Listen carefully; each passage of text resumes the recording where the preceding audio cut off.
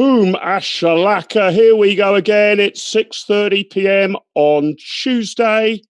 Welcome to this week's episode of Live with Littlewood. As usual, a superb panel of guests coming up across the evening to help navigate the way, not just out of the coronavirus pandemic, but out of culture wars, statue evaluations, what the hell's happening on the other side of the pond, and all of the rest of it. Let me give you a sneak preview of who's coming up later on tonight's show. In about 20 minutes' time, we'll be joined by Janet Daley of The Telegraph and Brendan O'Neill of Spiked Online.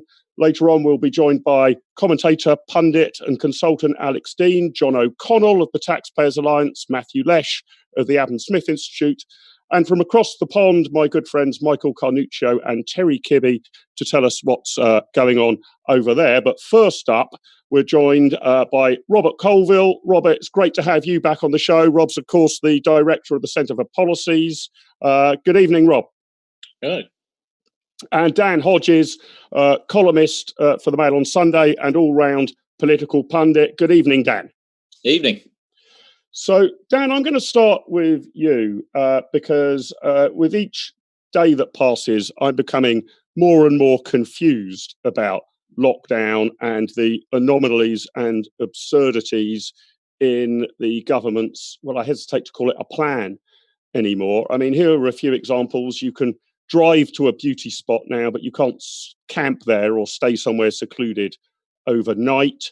That seems to be a bit of an oddity. We were going to get all of the primary schools back in England, this month. That seems to have been scratched. Head teachers are saying it's no longer a practical possibility. Until very recently, I think anybody could just wander in to the UK via an airport. Certainly, we've had a returning staff member at the IAA from America with no checks. But as of this week, you're going to have to fill in a form and stay somewhere for a fortnight. God only knows how that's been policed. Dan, what do you make of where we've got to? I can't even work out whether we're liberalising lockdown or not. No, I mean, I think you've sort of very neatly put your finger on the chaos. I mean, I have to say, though, I'm not sure this is necessarily a phenomenon that is unique to the last couple of weeks. I mean, I think from the very outset of this, there's been a very clear contradiction between what the government was trying to achieve, what the policy was trying to achieve, and the reality of what was being implemented. I mean, I'm going to be entirely honest with you. I mean, I, like many others, have been focusing on nothing else for the last 2 or 3 months. And there's been no stage throughout this process where I've actually had clarity on what the rules are. And in particular, I mean, I think the thing that concerns me most actually about this whole process is the way this grey area has developed between what the actual rule of law is, what we are all legally obliged to do, what the government has taken upon itself to tell us we have to do, what the various legal authorities assume their powers are, and what the actual reality of the situation is. And I think at the beginning of this crisis, and it is a crisis, and it did come at us sort of from left field, it was legitimate for public health reasons for the government to try and sort of rush into this lockdown and these measures to protect us all. But I think by this point, it is legitimate to say what the hell is going on here, because we've had enough time now to iron out the various kinks and to have a clear strategy.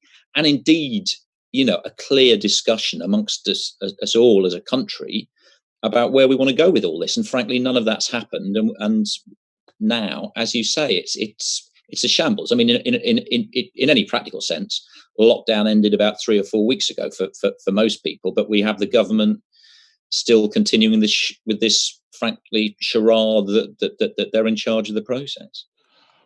Robert, what do you make of the government's strategy? Can you explain it to us? What's the underlying aim or ambition? We've complained on this show previously, or I've complained, as of some of my guests, it hasn't been a unanimous consideration, that it's not just that the goalposts have moved. It seems we're playing a whole new sport. The first aim was to protect NHS capacity. That was mission accomplished. Now we seem to be drifting into only releasing lockdown entirely when we've actually stomped out the virus. Can you detect the government strategy, and would you be a defender of the way they've carried it out, or a critic, or a mixture of the two? I think I'm certainly more of a defender of the government than Dan is, although that's not very hard given what he was saying. A low bar, yeah. But I think, in slight contrast to what Dan was saying, going into lockdown was always quite easy. Like it was always quite clear cut. Basically, stay at home unless you can't for whatever reason. And there were a few kind of exemptions built in, but basically the message was pretty clear. It was as you ease lockdown, that becomes the infinite sort of different demands that people can have, different needs that people can have, different things that they can want to do. Like and you're going to get the government can't write out a sort of 30,000 page rule book on if you should find yourself in this place with these people doing this thing, that's okay, and this isn't. So they're trying to relax things as best they can. And there are two competing tensions, as there have been since the start of this. There is one, the fact that we still have more of the virus going around than other countries. It's still we are relaxing lockdown at a riskier point than pretty much everyone else who's done this. At the same time, in no other country has there been a second wave. There is a lag on this stuff, but infection figures, death figures, excess mortality figures, all of that stuff is going in the right direction. And then there's obviously the economic issues, which as we've seen, is pretty damn scary, and is as was reported in the that fine newspaper, the Sunday Times, at the weekend. The Boris has sort of been seriously spooked by what's happening with jobs, and is pushing to track. But I think the important thing is, like, what really has irritated me throughout this crisis is this assumption that government is all powerful. Like, people are debating whether changing stay home to stay alert and the red from green was going to sort of suddenly have a transformative effect. Lockdown happened initially because the government was basically almost like, we were all locking down, or large majorities of us were locking down. The activity had already plummeted. It was kind of a confirmation of a collective sense. And now, as kind of Dan said, look, people are a bit more relaxed, or a bit more willing to take the risk. The lockdown has been easing partly just because of how people have been behaving, as opposed. So government is, this idea that we all obey all of the specifics of what government says, I think is, it's wrong. And I think, the spans of the IEA or the CPS would be quite happy that we don't all just obey the government willy-nilly. Sure. But Rob, before I bring you back in, Dan, you were saying that the government can't sort of write a 30,000 page rule book of exactly what you need to do in every imaginable human situation. But haven't they got about halfway to doing that, specifying that, car showrooms can reopen, thereby begging the question, if I park the missus' car outside of the IAHQ with a £2,000 or nearest offer sign in the windscreen, am I now a car showroom? You get into defining. And likewise, the gag from earlier in the crisis that the only way to see your parents was if you offered to buy their house, and they could conduct or appoint them as your cleaners. Yeah. So yes, obviously there's lots of stuff around it, but I think the basic central point about, like, which has shifted from stay home to use your common sense, I think that's the kind of the headline thing, and then everything else flows from that. And people inevitably, like industries, like everyone's risk averse these days. They want government to show them a way, to give them a license to reopen, so that they can tell their insurers, but we were just obeying what the government told us. So, Dan, bringing you back in, if one were to attempt to discern what the government's thinking and strategy is, which you as a journalist and commentator have to do, however increasingly difficult it is to work through those tea leaves, is it best to understand the government strategy as this, that they're determined to keep R, this magic number, below 1, and they're just sort of throwing any particular piece of mud at a wall, depending on what they think the number is on any given day or week? If it's sort of 0.98, perhaps we should sort of close down this park or this venture. If it's as low as 0.7, well, perhaps Premier League football can start again. Is that basically what's happening at High Office? Kind of. I mean, the way I'd characterise it, I mean, I think it's actually very simple. What their thinking is. Their thinking is, right, we need to make an omelette, but we also need to keep all our eggs intact. I mean, you can literally see what's happened. They've gone into, this will literally have happened. They will have gone into a meeting. There will have been a meeting of scientific advisors, senior members of the cabinet. Boris will have been there. Don will have been there. And on one side of the table people will have been saying, the absolute priority is there is the risk of a second wave. We absolutely have to protect public health. And the people on the other side of the table will say the absolute priority now is if we do not start to unlock the economy of the United Kingdom is going to collapse with the attendant business failures, soaring unemployment, and social and public disorder that associate with that. And they've come out of the meeting and they've looked at it and they've analysed it and they've said, right, we have to protect public health or we have to unlock the economy. And they've decided we'll do both. You know, it's the classic government fudge. So we've gone now from what was a lockdown to what is effectively a lock-in. So what the government is trying to do is maintain the same sort of public health protections, exactly the same level of social distancing that we're supposed to maintain when we're out in a park or, you know, we're out walking down the street, yet somehow transfer that to an office and a pub and a showroom and a school. And it's impossible. It can't be done. But frankly, I mean, I said it in my Mail on Sunday column this weekend.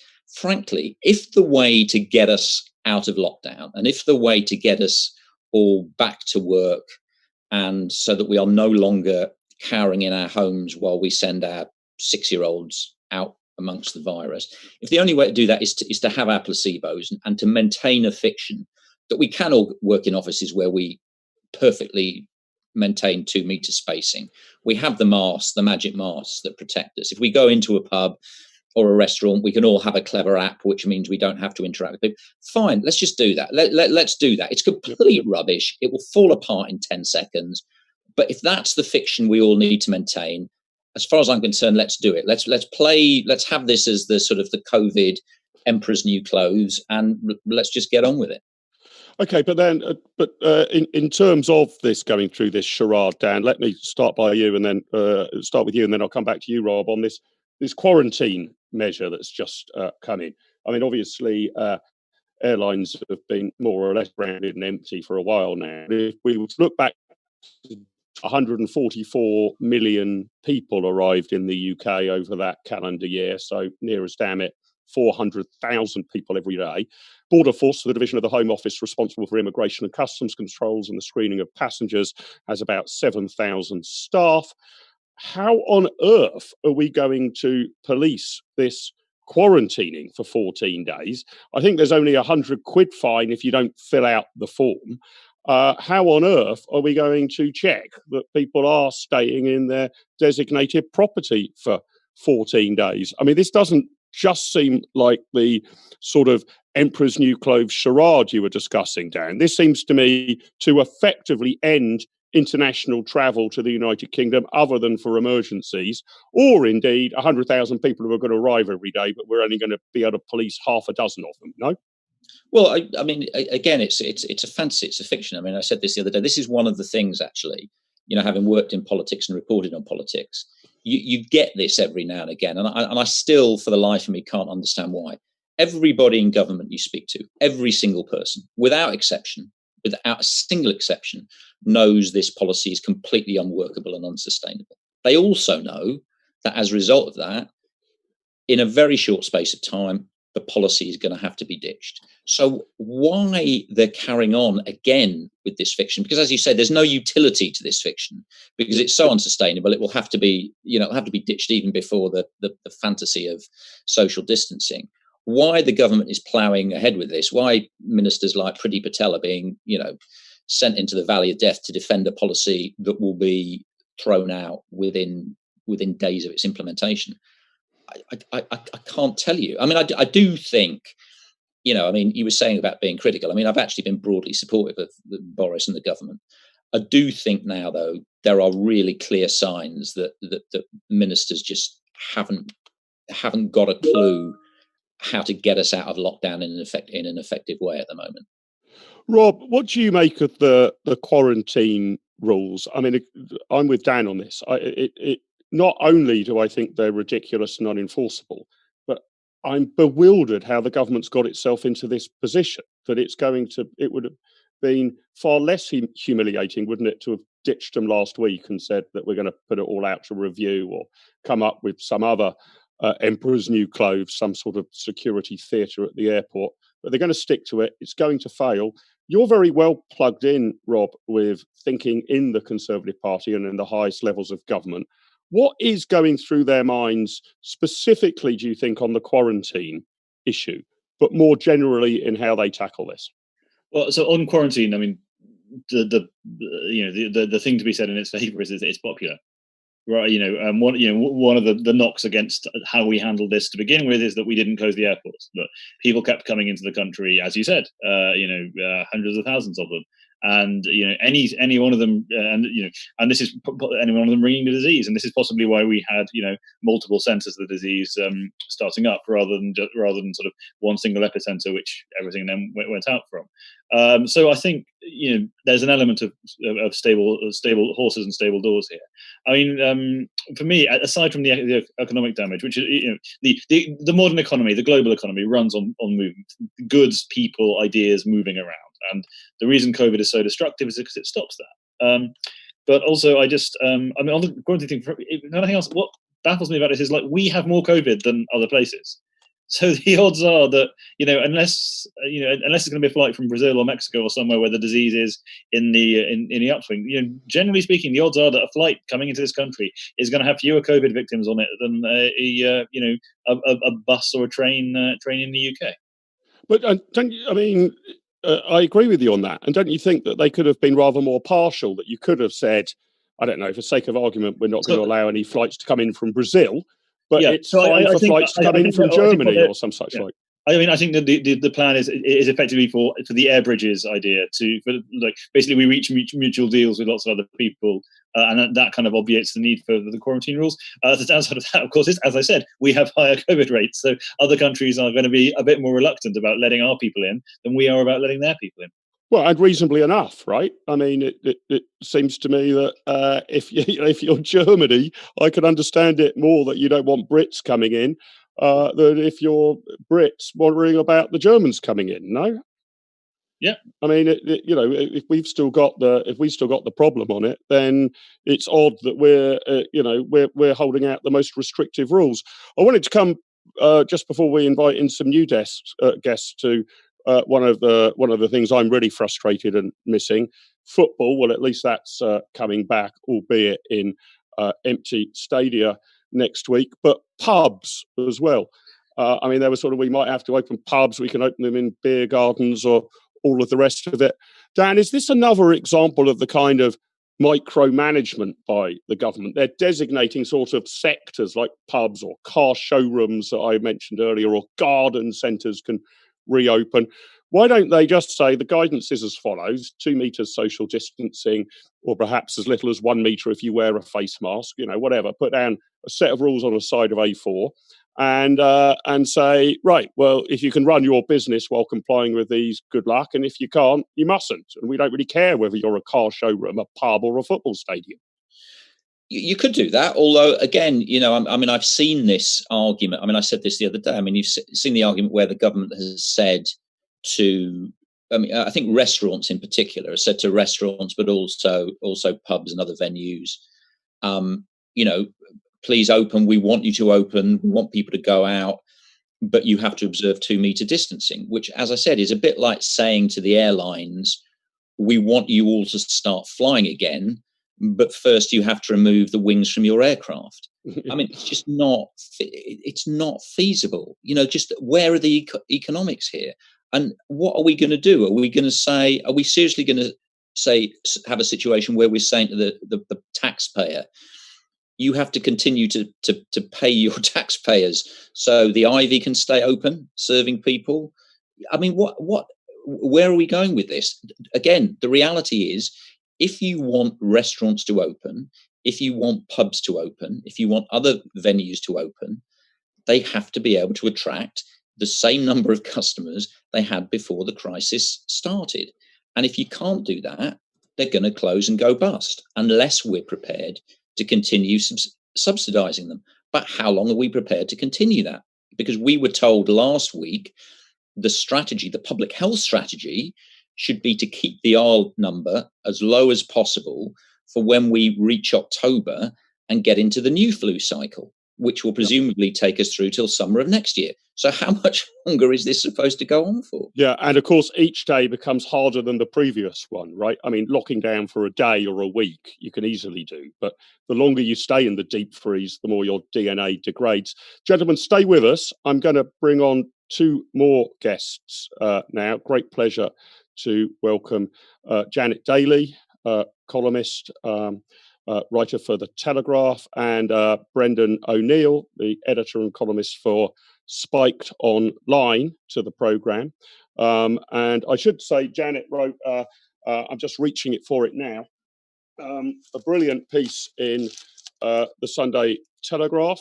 I'm just holding it up here. Tell MPs not in my name.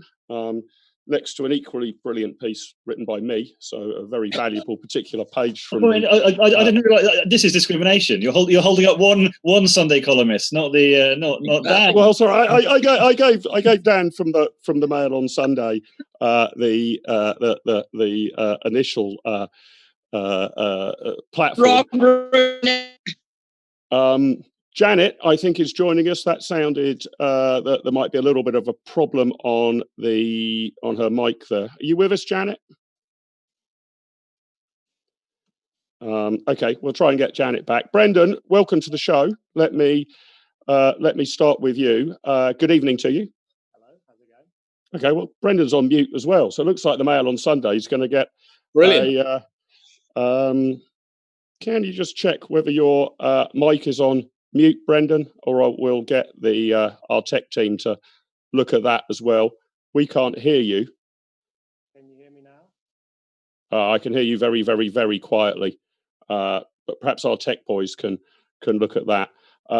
Brendan and Janet, whilst we try and sort out those technical problems. Rob, let me come back to you on the question that Janet raised in her column. Hopefully, she'll be able to overcome her tech problems. Well, I think I heard her just then, so I'm happy for you to throw it out. Janet, are you now with us loud and clear? If you can hear her, you and Janet are telepathic, Rob, because I can't hear her. So, Can you hear me? Oh, yes, perfect. We can hear you. I can't see you yet, but I can hear you. Good evening, Janet. Can you hear me? Yes, I can hear you. Can you hear me? Yes. Right. And I can see you. I can't see anybody else. Okay. We'll get our tech team to deal with that, or to send you a message in the chat about how to deal with it. We can now hear you and see you, so welcome. I'm glad we overcame those tech difficulties. Great. Okay. I was just applauding your column in the Sunday Telegraph, Janet, with your suggestion that people should now be so furious about this that they should be writing to our political leaders saying, not in my name.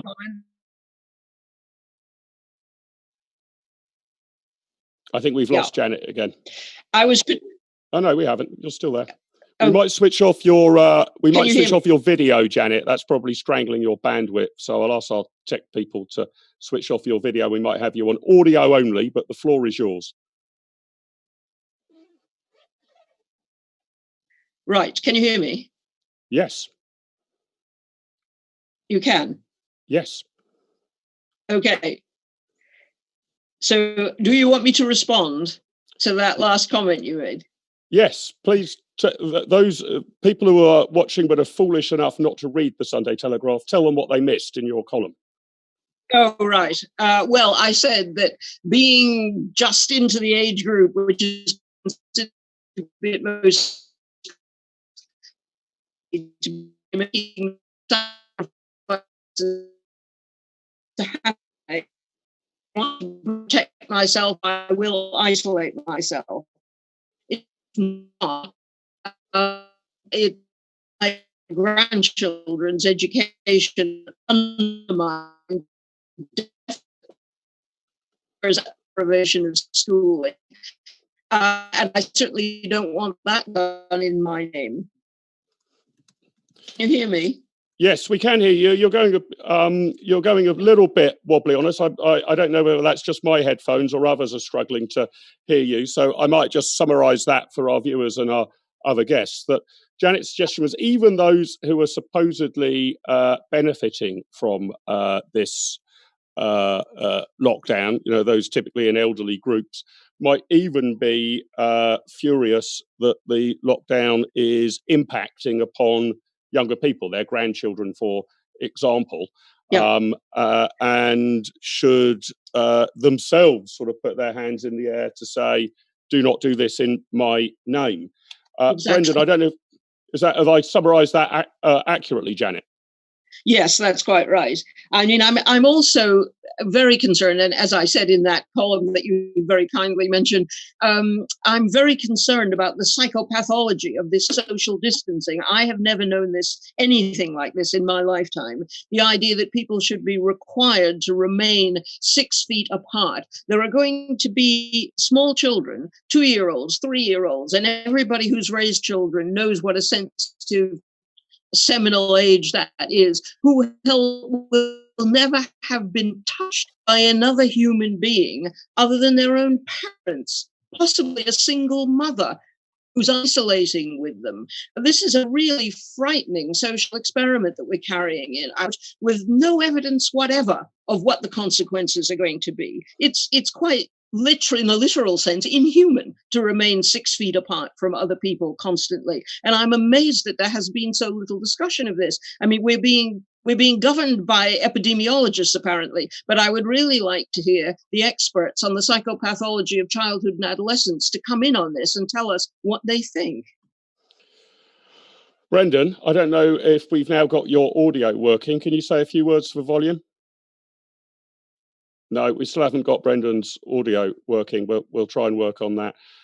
Dan, let me come back to you. Do you think that we haven't worked out the downsides of this yet? Janet sort of suggests that we're, preventing kids mingling with people other than, their immediate parents. And even if this is a good way of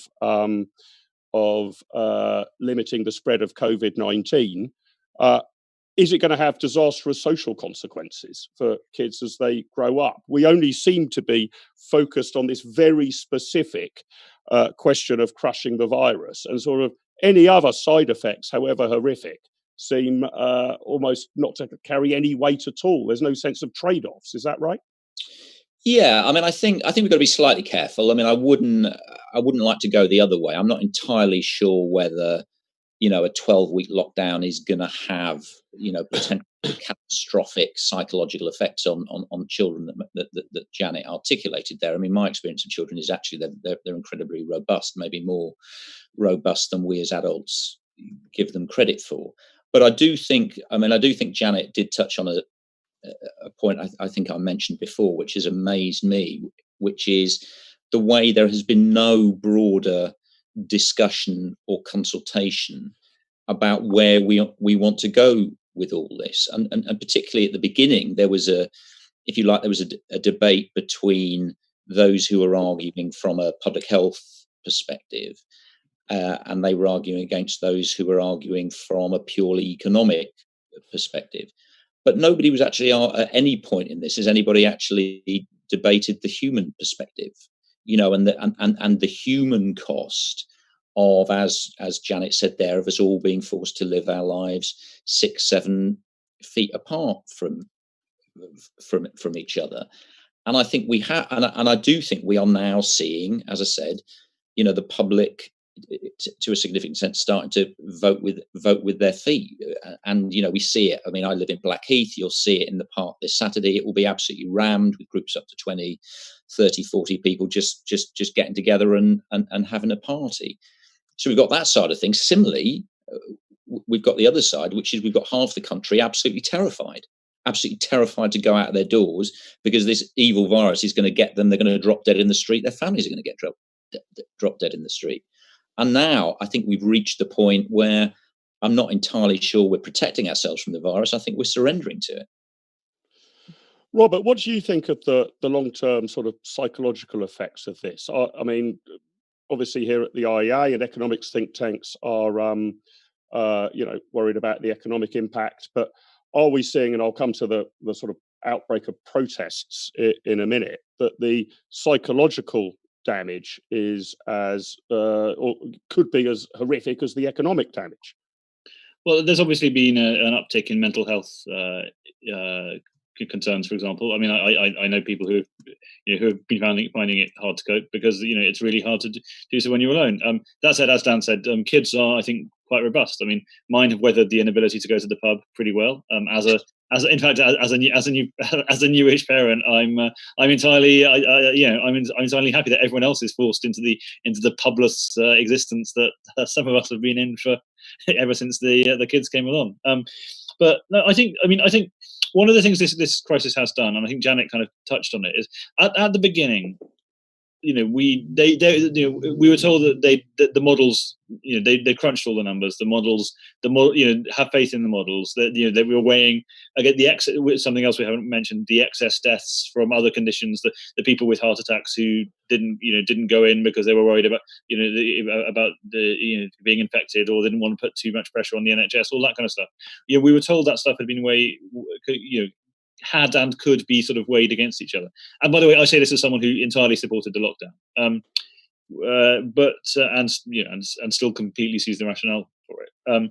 But I think what we sort of realised as this has gone on is you can't, the initial epidemiological models, some of them had slightly dodgy code. Ultimately, it's like those Department for Transport models which try to predict what road usage will be like in 50 years' time using 1,000 different variables. None of which it can predict. Ultimately, the models can only go so far. You can only incorporate so many factors into your analysis. I mean, there's no supercomputer that you can just kind of put in all the data and get the right answer. Ultimately, you have to balance risks. You have to follow your common sense. You have to just and you have to and this is why politicians are in such a bad place, because they're having to make these decisions with utterly imperfect information and getting it in the neck whatever they choose. Janet, I want to come back to you. I think you're still with us on audio. What's your view about how politicians can reasonably extract us from this? Do you think the lockdown was easy to get into or hard to get out of? Or do they just need the political guts and will to say, we're ending it now? Obviously, you might want to follow some guidance if you're an elderly person or have some severe underlying health conditions, but guidance it will be, no longer the letter and the force of the law. Well, that's obviously what they should be saying. But the point is they don't have the political nerve. What worries me particularly, watching the latest briefing, Alex Sharma doing the briefing today, is that he was asked repeatedly what would constitute evidence that we were safely into a period where we could release the lockdown. When is it safe? He kept saying, we can only do this when it's safe. We can only do this when we're sure the epidemic is over. Well, what counts as the epidemic being over? No cases at all. And no cases for how long? For a week, a month, a year? As soon as the cases begin to drop dramatically, as they have, they start talking about the danger of a second wave. When does that danger end?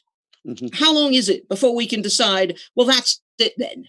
For all intents and purposes, we're past this epidemic and we can go back to normal life. I don't see what the criteria are. I don't see what it is they're talking about when they say when it's safe. So, Janet, do you think this is a particularly chronic case of short-termism in politics, that they're sort of not wanting to make a misstep now because they're worried that might cause some public alarm in some sections of the public in the next 24 hours. But what they're storing up, both for us, the public, but for them politically, is potentially economic catastrophe down the road. They're just doing the classic politicians thing of success means I survive until tomorrow evening, rather than looking at this as a 3-month, 6-month project to get the economy back up and running again. I actually think, at the risk of sounding apocalyptic, I think it's worse than that. I don't think it's just short-termism. I actually think they don't know what to do. I mean, I think this is really serious. This is a really serious crisis of governance. Obviously, they would be terrified of letting the lockdown, as everybody keeps saying, letting the lockdown relax too early and then having a second wave that took thousands of lives. Clearly, that is a legitimate fear. But you have to decide at what point you're going to say the risk is worth taking, because obviously we can't go on living like this. And it isn't just a question even of the economy. And I accept, as somebody who believes in free market economics, that it's absolutely imperative that we get the economy moving again. But this is not life. This is not life as we know it. And we cannot go on like this indefinitely. So tell us, please, when is your idea of it being safe to end? They won't even say that. What constitutes a safe enough environment to put an end to this? Let me put that question to both Rob and Dan, and to ask them, if you like, their answers, but to also ask them the impossible and to try and get into the collective hive mind of the government and try to tell us what they think the government's answer is to that. If the government itself does not have clear criteria about when you release it, when you relax it, when you abolish the Coronavirus Act, Robert, let me start with you. How do we ever pilot out of it? They don't even have a benchmark, do they? Well, they do. They have the 5 tests, which. But that's so vague as to be meaningless, isn't it? I think I sympathise with Janet's position, but I think fundamentally, anything like. Any definitive statement they make at this point is going to be invalidated by events. I think in some circumstances, we are in the ship of state is not a sort of a cruise liner, sailing majestically across the seas. It's a canoe which is being going down an incredibly turbulent river, and they're trying to make, and I think it's the right way to just make course adjustments as they go, which take us in the right direction. And I think that's all you can do. I think just try and push towards to get that balance of economy versus public health, risk versus versus safety. To just try and keep pushing things in the right direction. Keep weighing the evidence. But you don't think on Janet's point that you've got to be a little bit clearer about what the risk versus safety is. I mean, if you're piloting I'm probably going to overstretch this metaphor, but if you're sort of determined to stay in the canoe until the very end of the river, even if you're going to take the canoe over the rapids and crash to your certain doom, I mean, they need to have some sense of, and I know it's extremely difficult, not just for politicians, but for all people to talk about, what an acceptable threat to a certain number of people is. If they're going to say, we're not going to release the lockdown until the infection rate is 0 for 6 months, then you're in a very different position to saying, well, we're going to ease the lockdown as long as fewer than 100 people a day are dying. Those are very, very different judgments. Yeah. And if you're not willing to make them, how do you ever reach a decision? So I think we end up in a situation where effectively, social distancing remains, while in a sort of informal way, while formal lockdown is eased, except for the extremely vulnerable. I think that's the kind of until we get a vaccine, that looks like the end point. Dan, what are your thoughts on how how in your own mind, what would the sort of trade-off be of risk to public health compared to returning to normality? And are you with Janet that the government just seems completely unwilling to face up to the reality that there is a trade-off, or if they have faced up to that reality, completely unwilling to tell us what it is in their own minds? Well, I think the problem is the government does accept there's a trade-off, but the trade-off is too great for them to fall down on either side. I mean, my own view about what will happen is pretty close to what I said before. I think the government has so lost control of events that actually I'm not quite as concerned about Janet, because the government so lost control of events. Events will just, as it were, just push the government aside. So we will have the next wave of coming back with shops, non-essential shops. That will make people relax a bit more. Then we will have pubs opening and restaurants with this, with this ridiculous 2-meter distancing. I suspect Boris will then stand up and then say, actually, we've looked at the science, and now you know what? We can go to a meter's distancing. What difference that is supposed? I mean, how do we all go out with our tape measures? I mean, that will be a fantasy as well. Yeah. But it will just be part of the gradual erosion. So what will actually happen, I suspect this time next month, we will all be more or less living our lives as we were before, whilst maintaining the pretense that we're not, and maintaining the pretense that we're all 2 meters apart from each other, when obviously we won't be 2 meters apart from each other.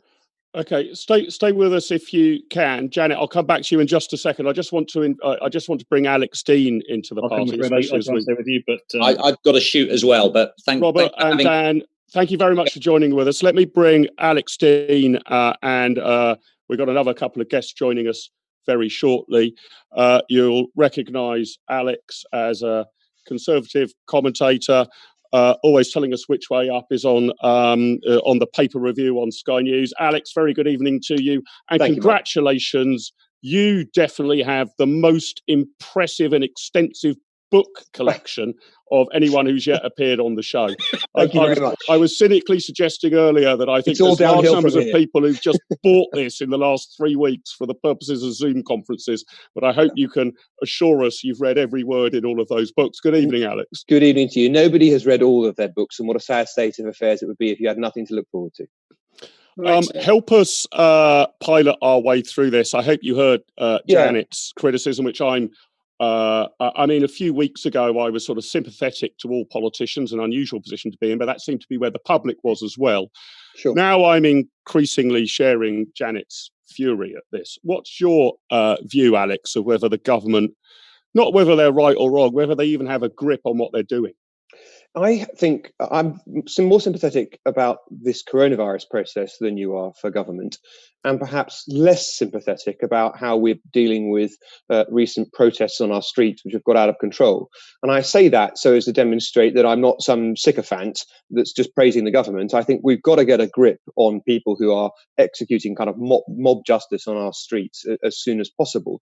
But on the coronavirus situation, they're trying as best they can to muddle through. And to be clear, they've been consistent on trying to follow the science, but the science has changed. And I think James Forsyth of The Spectator, always worth reading, captured it well when he said, at the start of this, people in government thought that the science was like physics. They thought epidemiology was something that had one right answer and there were other things that were wrong. And instead, it's much more like economics, where everyone's got a different position and there's no right answer. And I think there's got a lot of truth to that. Sure, but the science, I get that in an unfolding event, and Janet, I'll come back to you in a minute, but I just want to press Alex on this. It's not that the science changes. Science is a discovery process, right? It might be that we're now pretty much settled on the law of gravity and Galileo, and we're less settled on the impact of COVID-19 on various demographic cohorts. So I completely get that as new data comes in, you might pivot your position somewhat. You might have thought at the outset that this could equally affect people in their 40s and their 70s. New evidence comes to light that it's much more lethal for people in their 70s.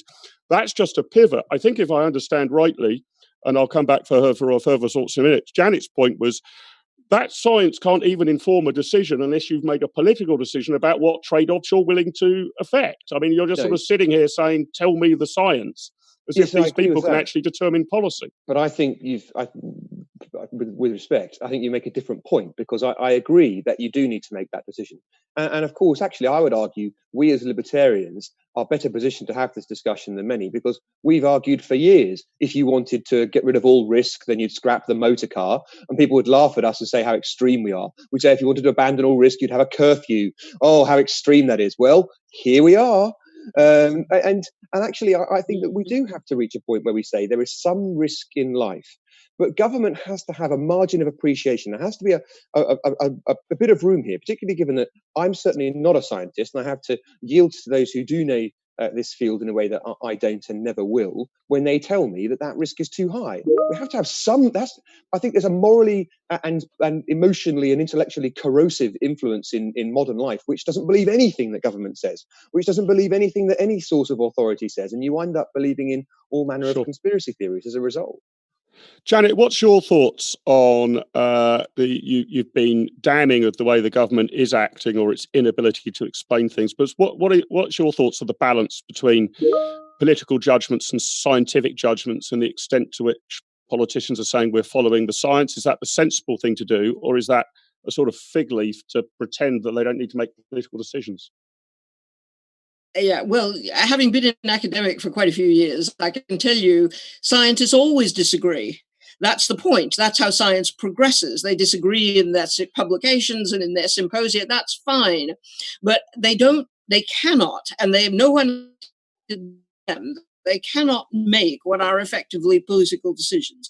They can't make governance decisions. And when they change their advice, that is sometimes for legitimate reasons because the empirical evidence has changed or the argument has developed.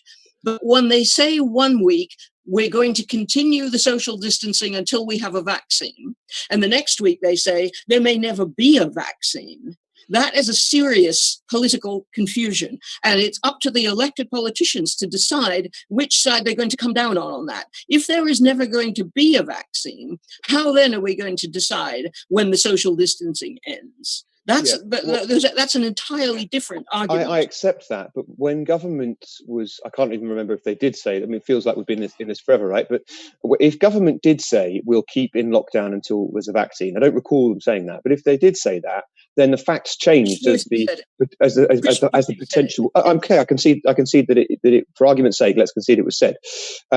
Then facts emerged which showed quite how long it was going to take to develop a vaccine.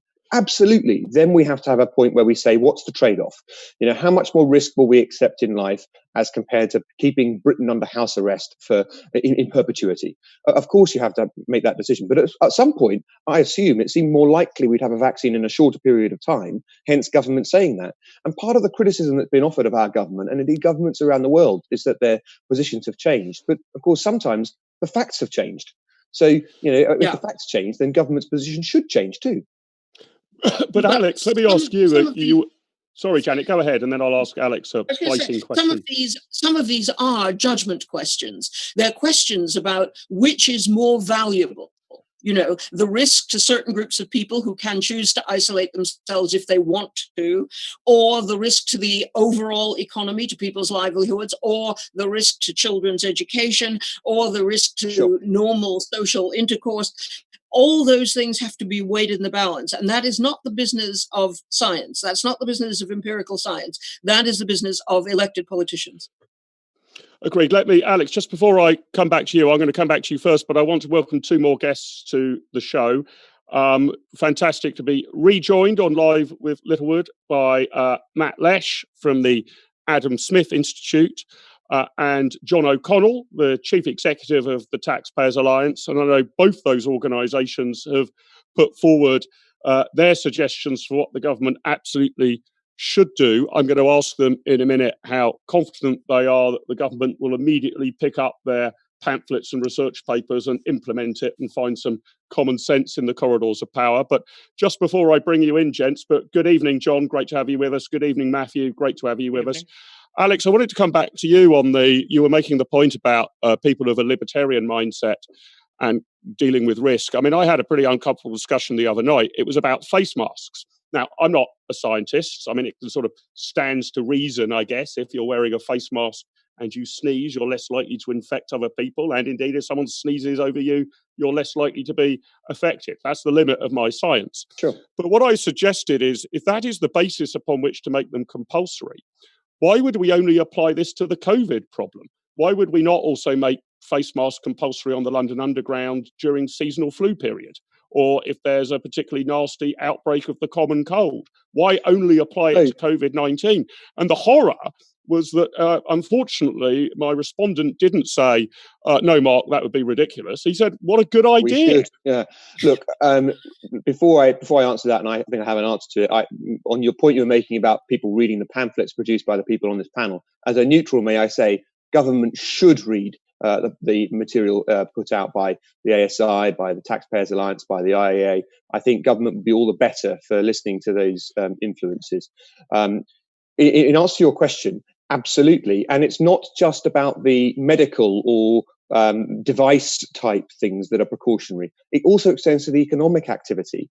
If you believe the case for economic support to this extent and degree, it's going to be very difficult, unless we can demonstrate quite how unique this situation is, not to have furloughing again in the future, not to have economic handouts and loans in the future when the next crisis hits. Indeed, it's quite difficult on one view. If you think that the test is it was viable before coronavirus and it will be viable after it, so we should support it during it, it's quite difficult to argue that you shouldn't have this sort of handouts during a recession, that you shouldn't have this sort of economic support during an economic downturn. Well, so we've got to be prepared, I think, to say there are some things that the state isn't requiring you to do, in the same way that we say sometimes there's something that the state isn't going to do to support you, even though we might, pick winners and prop up failing industries just because it maintains a job.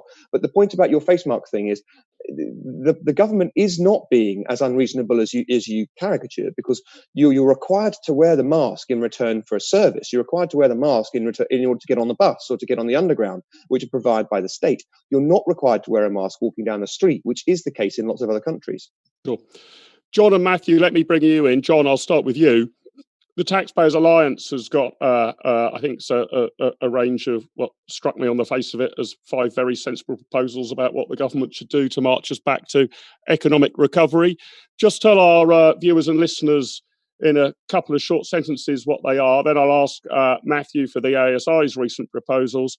Then, Janet, I might ask you to weigh them up against the current performance of our Conservative government. John, over to you. Cheers, Mark. Essentially, it's cuts and simplification on employers and employees NI. Some increases to the annual investment allowance on corporation tax, which is something that the Adam Smith Institute have championed for a long time. Some cuts to and simplification of capital gains tax to boost investment, and the widely hated stamp duty as well to help boost productivity. So it's those kind of changes. You did mention that would the government be listening to this kind of stuff? And amid all the bad news over the weekend, there was actually some good news. When the government, or the Treasury at least, flies kites in the media, they tend to fly some very bad ones. Mansion tax, another tax rate on pensions, this kind of thing. But the Sunday papers carried much better news, I think, looking at sort of deregulation, other tax cuts. There was talk of a temporary VAT cut. So at least the conversation seemed to be moving in the right direction. And for once, they're flying TPA-friendly, IEA-friendly, ASI-friendly kites. You've cheered me up, John, at last. That's Thank you very much for that. But just before I come to you, Matthew, because I have had a look at the ASI proposals as well. John, can I ask you, do you think there's any practical chance of any tax cuts, given the fiscal hole will be in? I mean, are you using Laffer curve arguments that if you reduce corporation tax, you'll find that revenues go up? Or are you using rather dovish arguments on the deficit, that the deficit's so bad that we need the private sector still needs to have kind of an injection of productivity? So worry less about balancing the books and worry more about getting off the back of the private sector. Yeah, I think it's a combination of both, actually. The longer term benefits of tax cuts can be increased receipts. On stamp duty in particular, you can see that the top end rate of, I think it's 12% or whatever it is actually causing a lot of problems in London. It's clogging up the market. So a cut to stamp duty would increase transaction volumes and thereby the tax take over the long run. In the short term, I think we have to, those of us who are otherwise hawkish on the deficit have to put our hands up and say it's not going to happen. We are going to have a bit of a yawning deficit for some time. If we're going to do that, then what's the best way to do it? And we would say that you'd focus on tax cuts in order to have an overall big picture strategy of growth. It's all about growth, and with growth comes jobs, and with that will come more tax receipts to repair the public finances in the longer term. Sure. Matt, what's the ASI put on the table? And if it sounds good, encourage me to believe that Rishi Sunak and Boris Johnson and Dom Cummings have been in touch to promise that they'll be legislating for it within the coming days. Look, I think as a premise, it's really important to understand exactly where we are. So we tried to freeze the economy with all these different programs, the job retention scheme, all these loans. And there's this kind of imagination, particularly I think at the start of this crisis, that, that'll all be fine. When we unfreeze the economy, everything will go back to the way it is. I think the economy doesn't really work like that. It's not a machine that we can turn on and off. It's not like putting something in the freezer, or if it is putting something in the freezer, you've got to know that when you take something out, it's not in the same state. It's like cryogenics. We know how to freeze people, we don't know how to safely unfreeze them. And therefore, we need to get back to the economic policies that are going to deliver the kind of growth and flexibility and dynamism. And that means a really radical set of ideas to cut taxes, as we're saying, but also think about the red tapes and regulation that's holding back business dynamism and can stop them from getting into what is their new reality, because they're dealing with different market conditions, they're dealing with different costs, dealing with a different reality now than they were before the crisis. So one good piece of news I can provide is at least this idea floating around now about abolishing Sunday trading laws. That was something that came up in our report. It's quite a sensible way to just get a little bit extra spending going on Sundays to provide a little bit more consumer convenience, and that the government did seem to fly that kite. And hopefully does stay steadfast in that. And finally, after all these years, we might see some full-time trading on Sundays. But I think what we need is an even broader proposal to look at kind of what are the employment laws that are holding back hiring people. What are the issues when it comes to, for example, converting commercial to residential, so that in future, because it looks like we're going to have a greater sense of people working from home, we're not going to need as much commercial real estate. We should convert city centres and even dying high streets into residential and make them alive again. And if there's local councils getting in the way, how can we change policy around that? So we're thinking about all different ways that we can cut the red tape and regulatory burden as well as the tax burden. Okay. Janet, before I let you go, I'd welcome your thoughts on the ASI and the TPA's proposal. I should also say the IEA has some new proposals and analysis coming out tomorrow morning. I won't break the embargo, but you'll be able to find that on our website.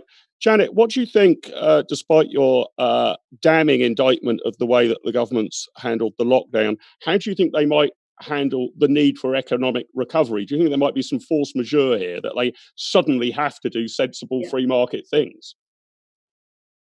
Yes. Yes, I'm more confident, actually. I'm more optimistic about the way they will handle the economic recovery, if you can call it that, putative recovery, because I actually think I've got a lot of confidence in Rishi Sunak. I think his instincts are all the right ones. And I also think there is going to be something of an explosion of fairly obvious things like the growth of electronic technology, of digital technology. There's going to be an awful lot of opportunity and a tremendous upswing in demand. And I do think that the jobs recovery will be better, faster than people expect it to be. I'm not as worried about that as I'm worried about the indecisiveness at this stage about the social consequences, the developmental consequences. I'm very worried about the adolescents, and I'm very worried about education. I'm much more worried about that than I am about the future economic prospects. If we can just get the children back to school and get them educated, I think there'll be a lot of opportunity for them in sort of electronic digital future.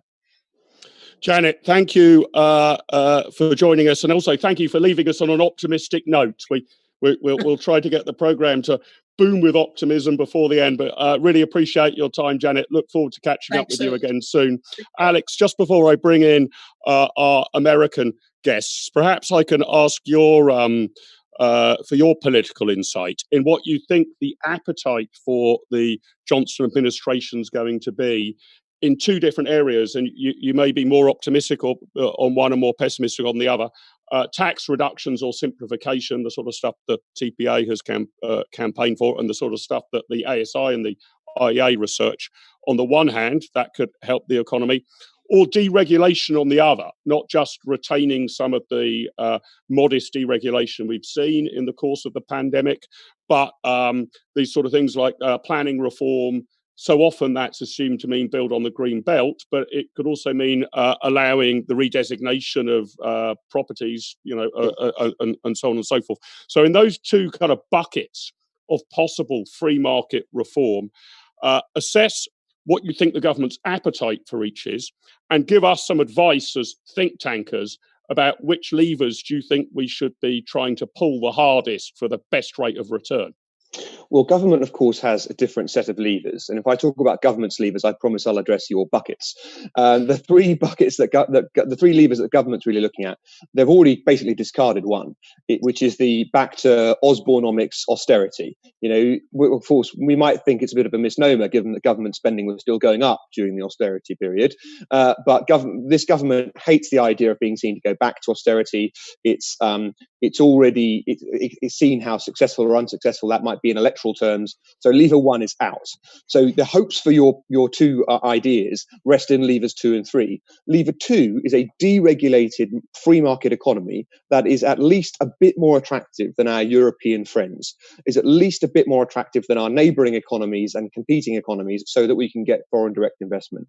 I think government is going to put some faith in this, and therefore we are likely to see some of what you want to see. Not, I'm afraid, in wild deregulation, not, I'm afraid, in really significant progress. But on the other hand, we're not going to see hikes in corporation tax or significant rises in consumption tax or personal tax, things that would drive foreign direct investment away.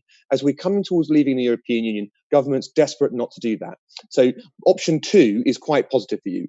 Option 3, I'm afraid, the lever 3 for government is bad for you. That is, we're going to see government doing quite a lot of quantitative easing and quite a lot of borrowing, given that debt is so phenomenally cheap, in order to spend its way out of this problem. Government is going to want to borrow and spend. So we're not going to see a kind of balance the books approach from government. We're going to see government, especially, either go to the markets. And there are some businesses that are going to make some very astute, albeit long-term decisions to loan money to the United Kingdom, which they will receive low yield, long-term returns on into the 2080s and 2090s. This is not a traditional conservative position. We used to think that piling debt onto the shoulders of children yet to be born was immoral. Nevertheless, that is how we're going to get out of this problem. Okay.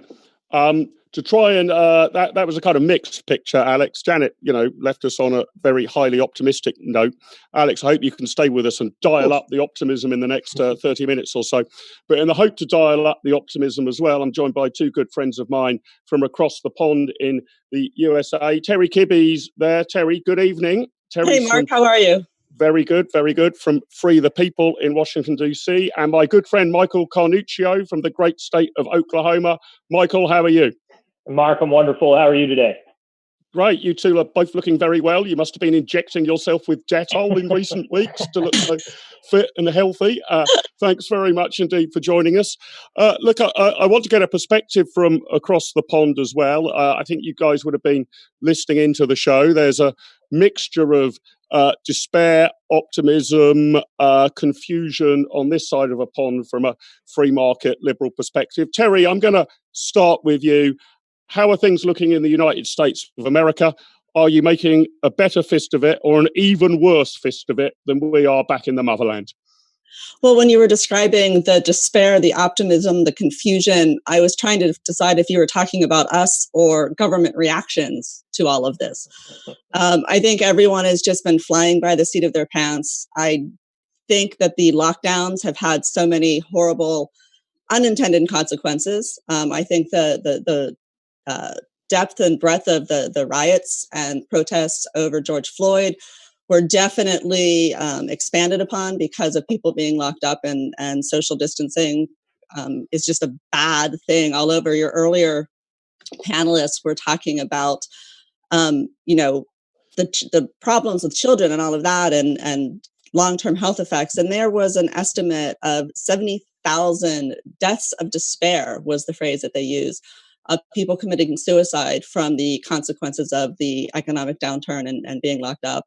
So I'm going to try to be optimistic and say I think we're seeing light at the end of the tunnel.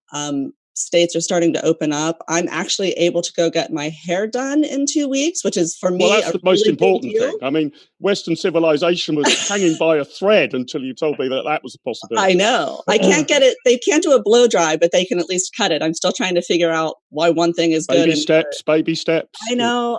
So slowly but surely the economy is opening up. But I also keep getting, emails and notices from so many small businesses that just can't keep up any longer. Speaking of haircuts, Matt's barbershop went out of business, and I've had to cut his hair twice during lockdown, and surprisingly, our marriage survived that. So it's a complicated mix. We were starting to see things open up, and then suddenly there were curfews imposed across all the major cities because of the riots and demonstrations. So it's a complicated. I want to turn in a few minutes' time to the question of kind of culture wars and what free market, liberal-minded people should make of them. But Michael, welcome to you. I was going to say good evening, but it's sort of good lunchtime where you're from. Great to have you with us. Perhaps you can. What's your take on it? As I say, in the last half hour of the programme, I'm looking for an injection of optimism, which I know I can always basically count on from my friends across the pond. But be honest with me as well. So where are you at on your optimism rating in the States? What's going right? What's going wrong at the moment? Yeah, well, Oklahoma, remember, this is coming from the Wild West, right? This is manifest destiny. Everybody line up and we have a land run, and that's how our state becomes settled. And so basically what happened is while there were restrictions put in place, you saw a lot of just voting with your feet. And no, I don't think I'm going to do that. And so Oklahoma is actually fully opened come June 15th. So next Monday, we will hit phase 3, which means that, I mean, we have events that are booked in large ballrooms that will have several hundred people that will be happening the end of June and going into July. Just a perfect example. Little League Baseball, I coach my son's teams, which of course was suspended, came back the beginning of May. And at first it came back, every child has to have a mask, right? There is no team huddles, right? You can't shake hands after a game. Everybody has to wave ball caps. We show up for the first game, the other team's huddling, like everybody takes off their masks and we just go at it and play baseball and nobody says anything. And guess what? Nobody has gotten sick. And so because of that, it is just, again, just the mindset out here rolling forward has been very encouraging and very different from what we've seen with my colleagues in places like Michigan and California. But that's kind of the U.S. model, the laboratories of democracy that you will see. And I think the Trump administration deserves a lot of credit for that approach, right? There's been some things that have come through the CDC, but their approach has basically been, look, you guys figure this out and you do what you want to do here and there. And so haircuts have been happening here for several weeks. But as Terry's saying, they're just now starting to happen in some other cities. So if you see that like places like Oklahoma, Texas, others that have opened up more, if you don't see a spike in cases, then I think that is definitely a reason for optimism. And the other thing that I'm optimistic, Mark, there's conversation right now about a second wave. You all are probably having that as well, right? Into the fall. I highly doubt the government will be able to successfully impose a quarantine on the American public again this year. Okay, let me bring some of my British guests back in for their thoughts, perhaps on what's happening on the other side of the pond. And John, I'm going to start with you, but also whether this could be a sort of libertarian moment.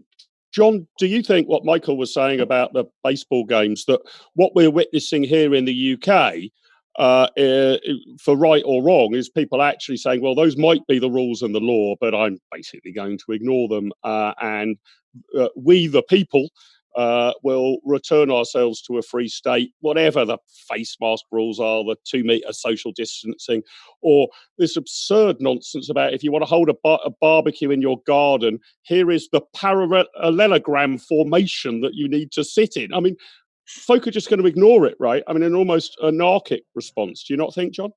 I do think so. It was a good practical example there from Michael about the baseball game, but I think that's broadly right, and I think Dan Hodges alluded to it earlier as well, which is to say that there might be this pretense that we have these rules and regulations in place, that we're still social distancing, even if it's at 1 meter, but basically everybody's gone back to normal. I think, and then Janet touched on it as well, the human instinct to interact with one another, closeness with children and all the rest of it, I think it will go out of the window quite quickly, possibly very, very soon as well, with the government seemingly lost authority on that kind of thing. But whether we can capture that's an interesting question. Can we capture that as some sort of libertarian spirit to for the future? I'd like to think so. Maybe we're not seen as the sort of mad ones anymore. Mark, can Matthew, what do you think on in terms of I mean, all of us are rule of law kinds of guys in most normal circumstances, but do you actually think individual voluntary action by ordinary human beings could just accelerate our way out of this, whatever Matt Hancock or Alex Sharma or Donald Trump or the governor of Oklahoma are saying in their daily press briefings? Look, it feels like with the UK government, it's often a bit like that general standing at the back of the army, his army, and he sees them running in that direction. He says, yes, go that way. And so I think that's what it felt like with the entering into lockdown, which happened as people were already substantially social distancing. If you look at the reduction in transport, you saw that really go down to its minimum level days before the lockdown actually happened. We saw the peak of the deaths probably happened 3 weeks after the week before lockdown. So there's lots of signs at the start that the government was following what the people wanted. And now coming out of the lockdown, the government has the same uncanny tendency to say, yes, we're going to let people meet 6 by 6 in the park. And in fact, people are already doing that for weeks beforehand. So I think in many ways, particularly in the UK, we've seen a government that's followed the political pressure. So the more that people don't have much of an appetite for lockdowns, the weaker they will become. At the same time, I think the biggest political challenge, though, for government at the same time is that this desperate need not to have a second wave, particularly since the first wave was particularly bad in the UK. There have been a lot of colossal administrative state screw-ups beyond the realm of anything we thought that was possible with the likes of public health equivalent testing or PPE and whatever else. So they need to balance those instincts at the same time as getting the economy moving again. So I don't envy the trade-offs that they have to make in one way. I lean in the direction of probably going a tiny bit faster than they currently are, but I don't envy them in terms of what the trade-offs. And it's important, isn't it, Alex, let me bring you back in, but even if there is a second wave, that of itself should only concern us if the second wave itself is sort of much bigger than the first. I mean, a second wave that is technically a second peak but relatively low shouldn't concern us. But Alex, what I'd like to ask you about, and your views as well, I know you follow American politics too.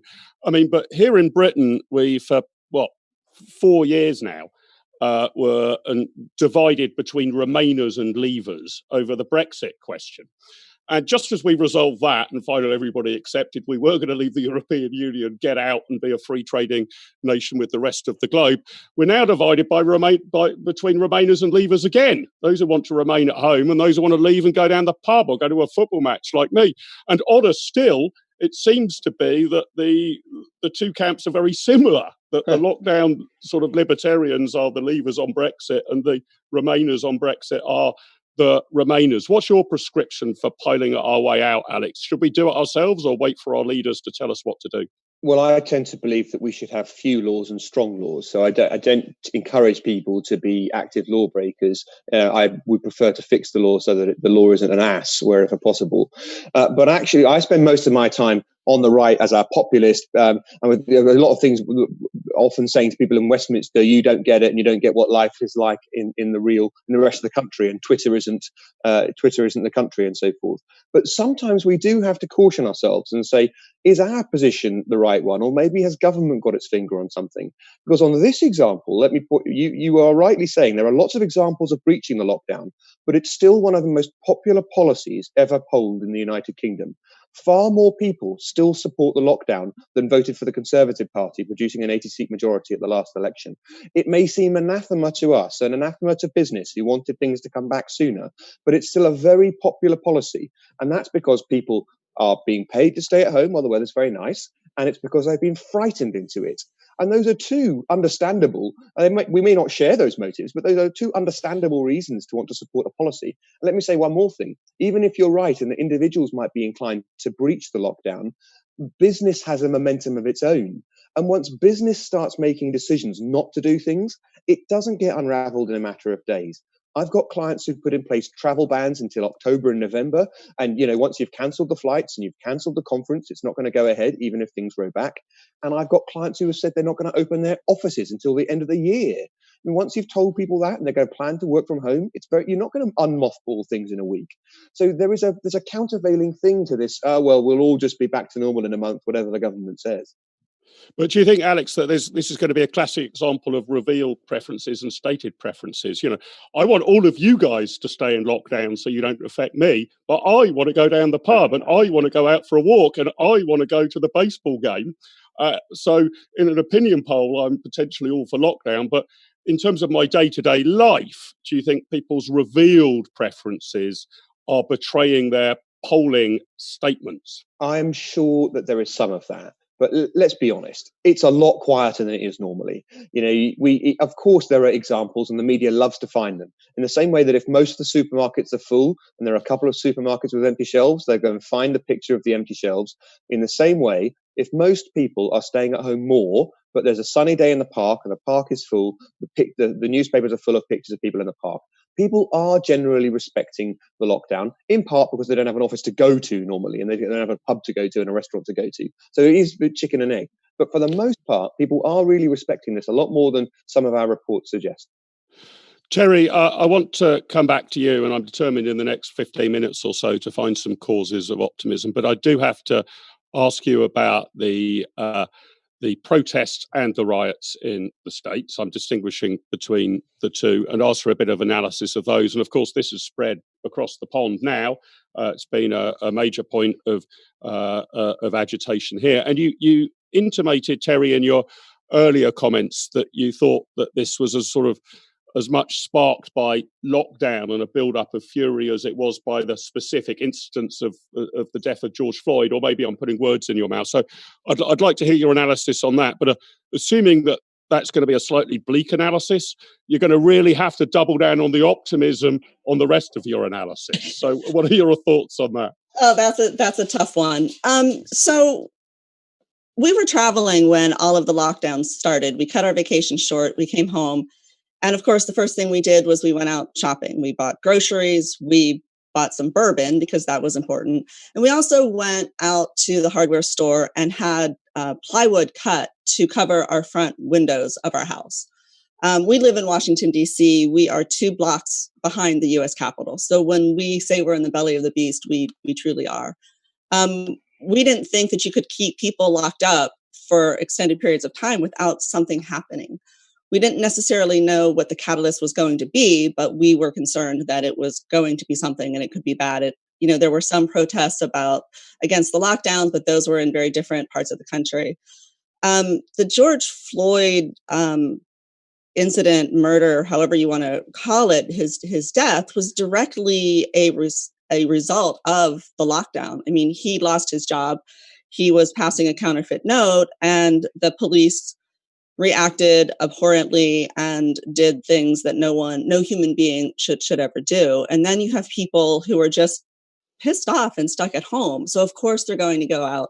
And yes, people should protest. The First Amendment is so important here in the United States. And we are firm believers in marches and peaceful protests. But when you start looting and breaking into private property and causing vandalism, then that's when it has to stop. There's a small pharmacy, an independent pharmacy 2 blocks from my home that was ransacked and looted. Drugs were taken, all of that. Took a drive down M Street in Georgetown, a very prosperous shopping area. Every store was boarded up. Last Monday morning, I woke up to a bunch of texts on my phone that said, "Are you okay? Are you okay?" And they were from my friends that live in Minneapolis. So when your friends in Minneapolis, when all of this started, are reaching out to make sure that you're okay, you know that things are really getting bad. It's all tied together. It's all about just the overreach of government and police powers that shouldn't exist and government powers that shouldn't exist. That is to me, the systemic problem that is underlying all of this. I'm going to come back to you shortly, Terry, for your notes of optimism, which, as I say, you really need to dial up to 11. Mike, what's your take on this wave of unrest? And, I understand that 4 police officers in America have been charged. The main culprit with murder seems to be, although the incident looks utterly horrific, that to some degree the processes of law are taking their appropriate course. But that doesn't appear to be the view of the demonstrators, the protesters, or the rioters, and one should put those in different camps. How do you explain this extraordinary outburst? Yeah, well, I'll actually comment on it in three forms of optimism, Mark. Good. That's what I was hoping for.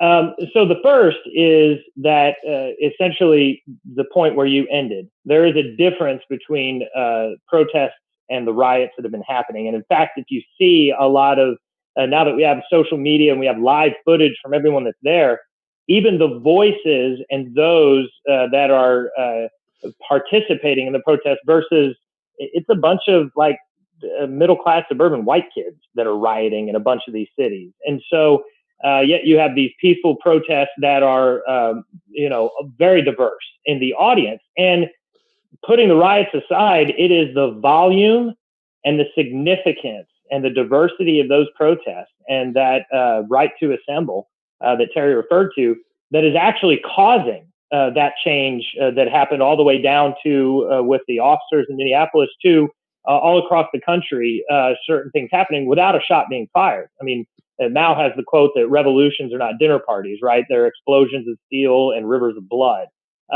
But what's happening right now, I think a reason to be optimistic is that everyone is leaning in and engaging. And for the most part, it hasn't been violent. And that I think is a small group.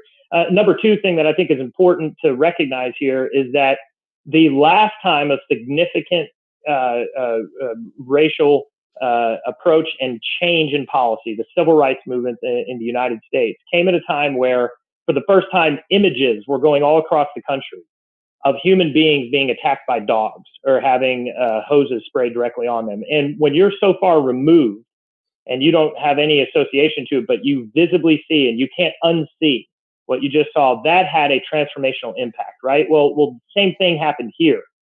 And so I think the power that we're seeing to be able to communicate and show and get empathy or get a conversation going for people, I think presents optimism in how we create more change and more camaraderie moving forward. And then the third thing that I would suggest and say that gives me reason for optimism is the last time we had this level of conversation was 2016. It's 2020. Next year is not an election year, so we probably won't have rioting next year trying to influence an election cycle. And so I think things will quiet down. But I'm somewhat lighthearted about that, but make no mistake. The reason that you were saying this velocity of activity that's happening in the United States is very much because it is an election year. Let me come back to my British guests and ask about the kind of ripple effect over here. There's the Black Lives Matter protests. John, I'm going to start with you. You know, we've always said economically that if America sneezes, the United Kingdom catches a cold. But that now seems to be a cultural matter as well. If America riots, we start throwing statues into the River Avon of slave traders. But what do you make of the outburst here in Britain? And I'm not trying to, I'm sure there's a good number of people on these protests, and the vast majority of them are peaceful, who are wholly sincere. But do you think it really is a response to a poor man dying at the hands of the police in Minneapolis, or does it speak to a kind of wider general disgruntlement or rage or concern with the system? That's my first question to you, John. And secondly, and I'll ask my other British panelists this as well. What do you think the appropriate response to it is? We're now getting into an issue of which statues should be torn down on grounds of the ideology that they reflect. We didn't stop the Black Lives Matter protest. Southampton Football Club have their first match kicking off next Friday. I'm sort of wondering if they rebadge that as a Black Lives Matter protest, whether you can have 30,000 people in the stadium without the police interceding. It seems that certain activities are not going to be policed in the same way as others, despite the actual rule of law. Should we be concerned about that, or should we welcome it as this sort of voluntary breaking out of lockdown process? So 2 questions. What do you put the response down to, and how should we think of this and responding to it as classical liberals?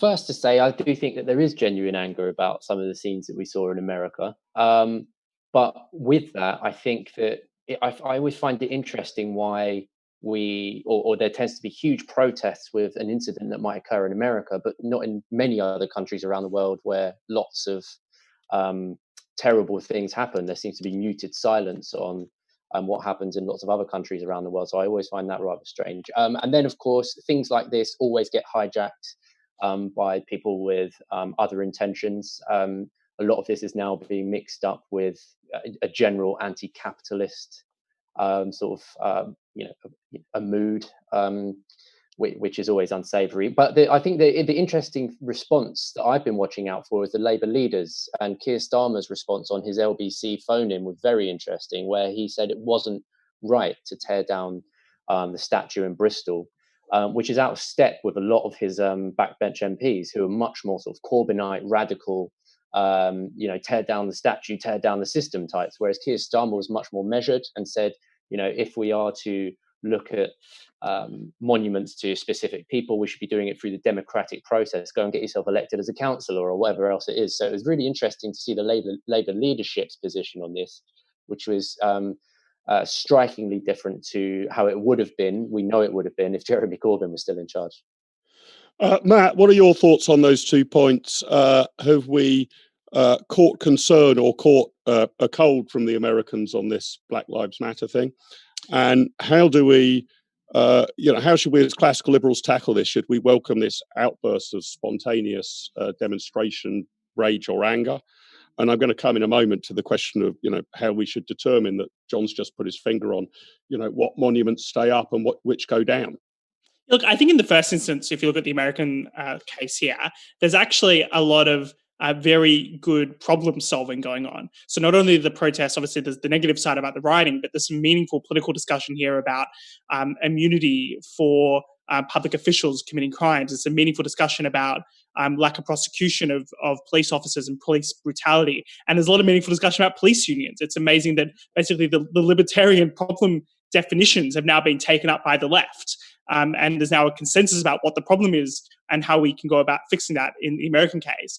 What's been quite disappointing about the UK is whilst there's clearly a lot of anger out of the US, it's kind of a lack, and we've seen the same thing in Australia as well. It's a lack of imagination on the left, that they see this American cultural event and have to take it as their own, but it doesn't really translate as well. So the policy ask in the UK is now descending into what statues should be up and down, as if that has any meaningful impact on anyone's life and isn't just purely symbolic. Now, I know symbolism is very important. We can have a debate about statues and what shouldn't be there. I'd really like to see, though, if there no doubt are racial inequality issues in the UK, I don't know what the perfect policy solutions are.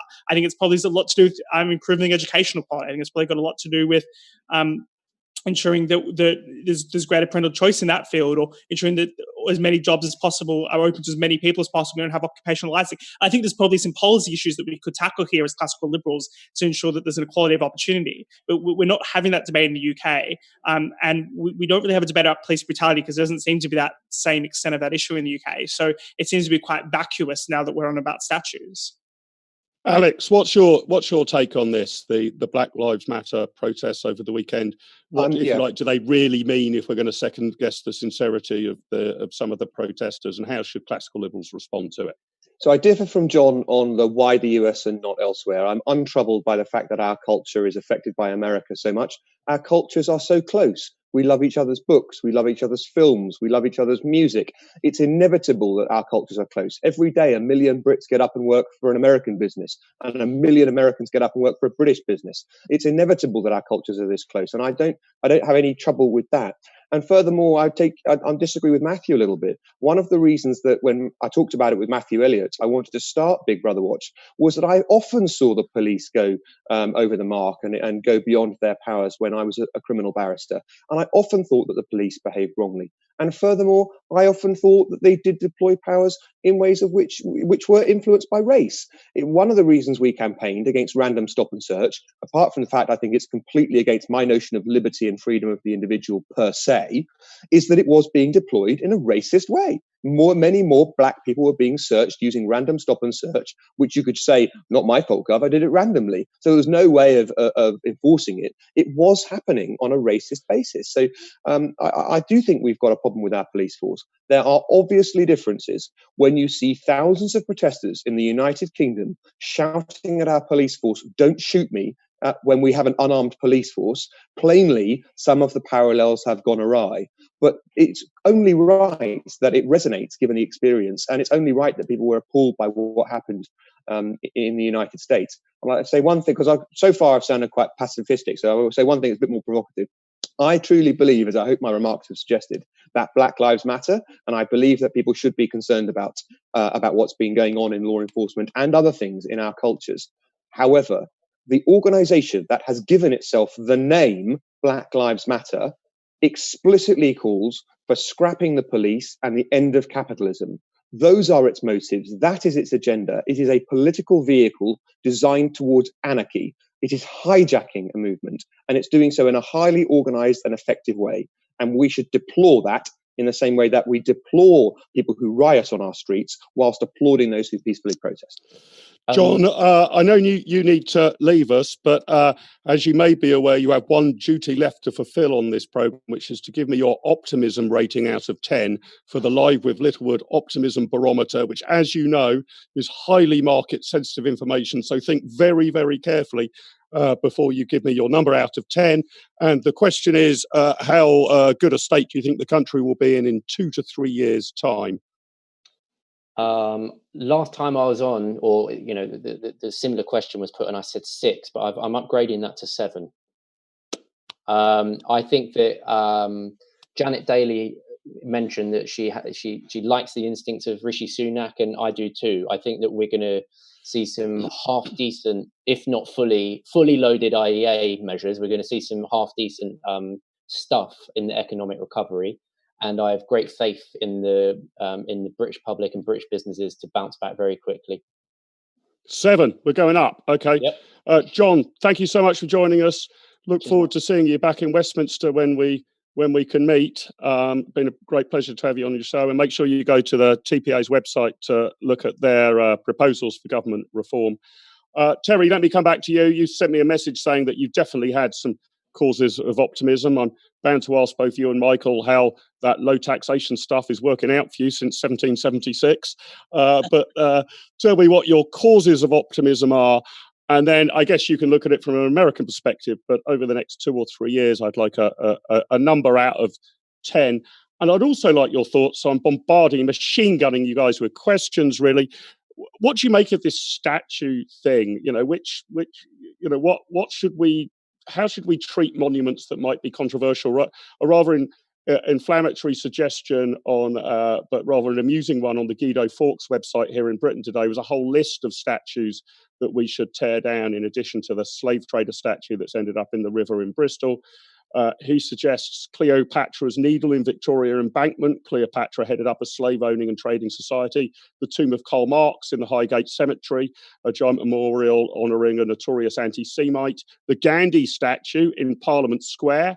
Mahatma Gandhi, in his young life, actually campaigned in favour of racial segregation. The tomb of William Wilberforce. He may have abolished slavery, but he disapproved of female emancipation and opposed Catholic emancipation.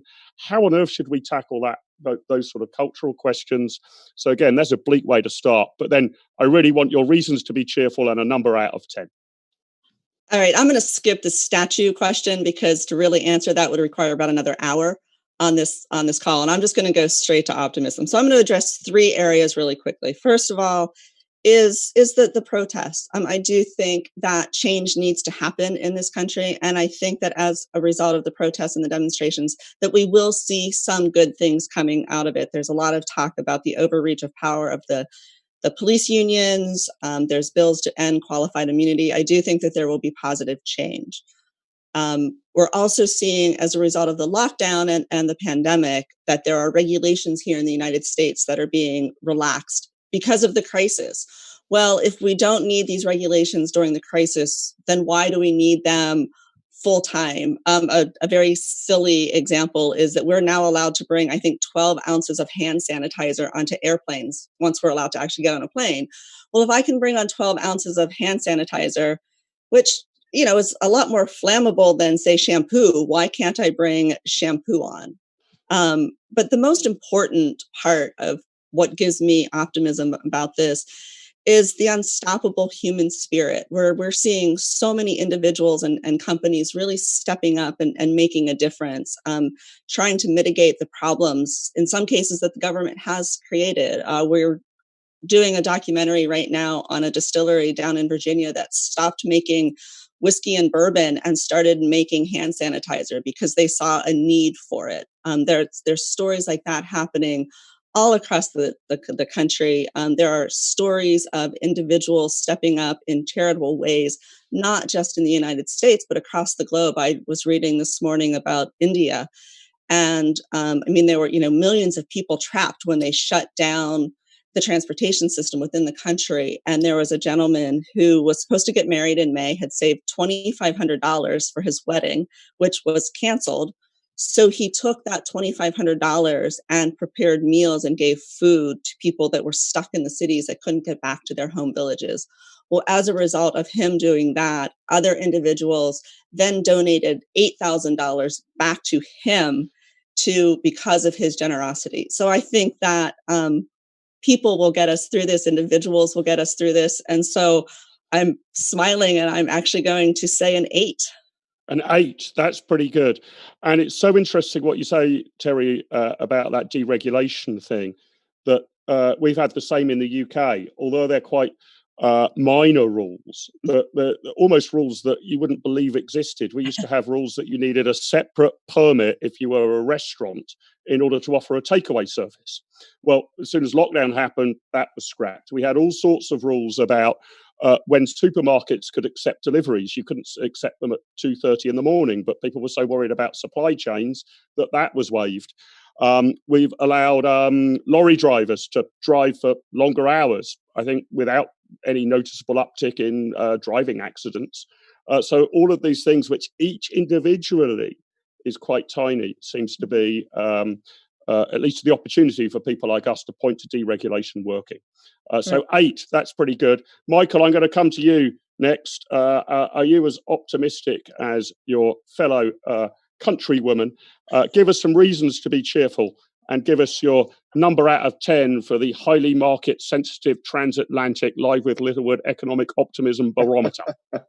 Well, listen, admittedly, you know me, Mark, and I flirt with pathological optimism quite often, so I have to check it from time to time. But look, I am optimistic. I'll give you a number in a minute, but here is why, right? First, to the point Terry just made, the 2008-9 kind of financial collapse that happened brought us Uber and Airbnb. I mean, innovations like that spurred out of that challenge, and we are seeing that now. And likewise, Oklahoma, oil and gas, right? The energy industry is the bedrock of our economy, and it used to be that we had to thrive with oil at $60 a gallon. Well, now innovation, we can thrive at $37 to $40 a gallon, right? And even a little lower. And so I think challenge is bringing forward and picking up the pace, which excites me. Number 2, if you do not have a public that is attentive and a healthy questioning of authority, I think Alex made some really good points on this earlier, but if you don't typically wonder from time to time, wait a minute, is that good or bad? If you just always acquiesce and accept whatever government at every level says for you, that's how all of a sudden government grows and liberties are gone. And what happened here in this lockdown was every individual is directly impacted by what they were told by government, most of them with their livelihood of their family and everything else. That causes an instant, wait a minute, where else is this hitting me? And I think the silver bullet in all of this is when governments had the audacity to tell their citizens who was essential or not. And when that happened and an individual said, what are you talking about? I'm not essential. How dare you tell me that the food on the table for my family is not essential? That changes the mindset and psyche, and that you can't unpeel that banana, right? Once you've peeled it, you can't just change it back. So I'm optimistic about the posture that you'll see from the citizenry moving forward in consideration of a lot of policies that come down. And then finally, I'll just say I'm optimistic because I think what we're starting to see, especially here in Oklahoma, as we are opening, getting into things, not only by people's posture, but more importantly, we have not seen an uptick, which means that's starting to prove out, and that hopefully will allow economic growth to get back up.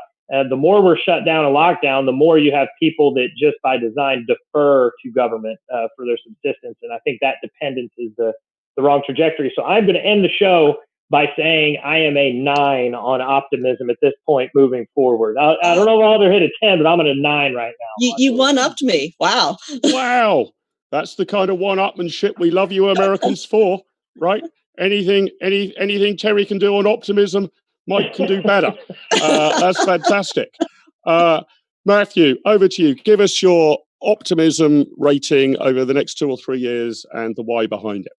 I think the only way to go up is to go to 11 or something, isn't it? Look, I'm broadly quite optimistic when it comes to human ingenuity. And I think we've seen a lot of that during this crisis. I mean, whether or not you thought lockdown was a good idea, the fact that we could even have the economic ability, the human capacity to lock down our societies to try to save lives from a pandemic, it's something we've never tried to do before, perhaps for good reason. But the fact that we can be able to keep people fed, at least in developed countries, I think is an extraordinary sign of how developed we've become. We're able to put such a high price on human life and human dignity. And I think as a moral question, that is an amazing good. I also have a lot of faith in our ability to build solutions to overcome this crisis. I mean, we're going to have spit-based testing any moment now. We're going to have some extraordinary treatments. I think you don't want to be overly optimistic about a vaccine, but I think we can get to a vaccine. And I think that kind of innovation the medical sector, especially when people are acting fast and pushing through existing rules and regulations, will show that perhaps more can be achieved when it comes to improving human health or improving our planning system or whatever else. And hopefully then we can overcome more of the challenges we're now facing, use this as an opportunity. I think there are a lot of headwinds in the other direction, of course. I mean, there's a lot of people who want to use this crisis to say this is why we need bigger government. I think there's certain people who will use any crisis to say that we're going to have to fight back against over the coming years. So I'm probably somewhere around like a 7.5, 7, that kind of range, because I think I need an exact number. This is a highly market sensitive algorithm and equation. I can't have it somewhere between 6 and 9. You've got to give me a number, and it's got to be an integer. It's got to be an integer, a full number, not 6.895. No. I'm probably going to go about an 8. I think I'm broadly quite optimistic.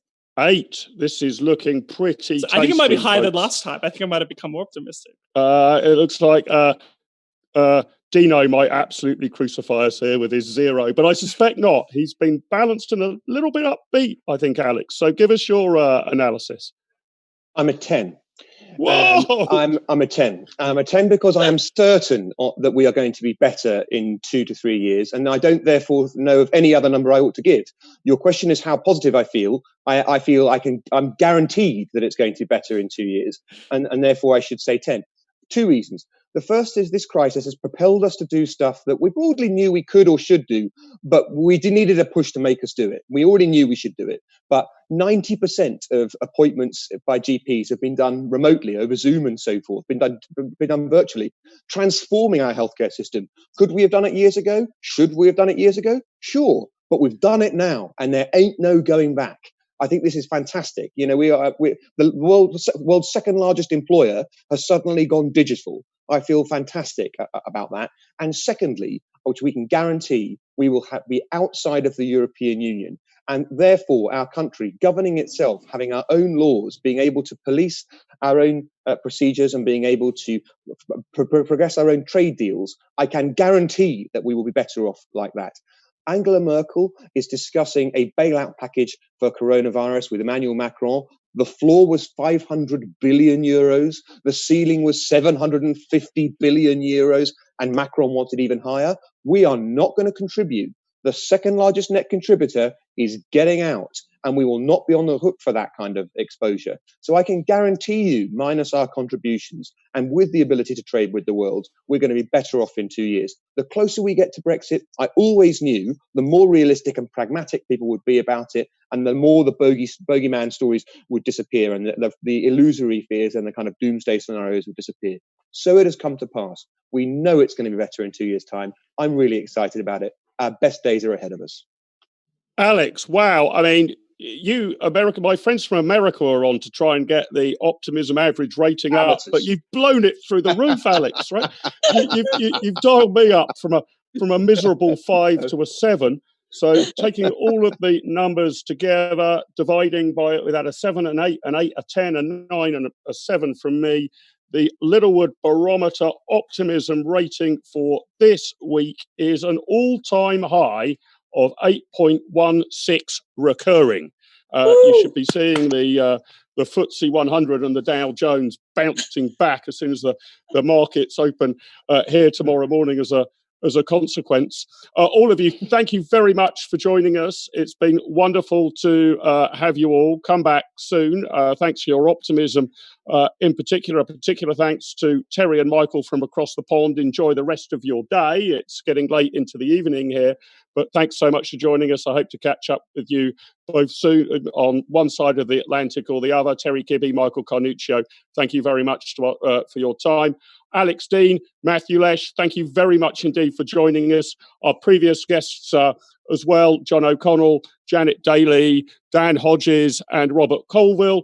I'm sorry that Brendan O'Neill was unable to link up his audio. So if you've got the sort of charitable sensibilities that Terry was alluding to, perhaps we could crowdfund him a working microphone so he can join us for a future show in not too many weeks' time.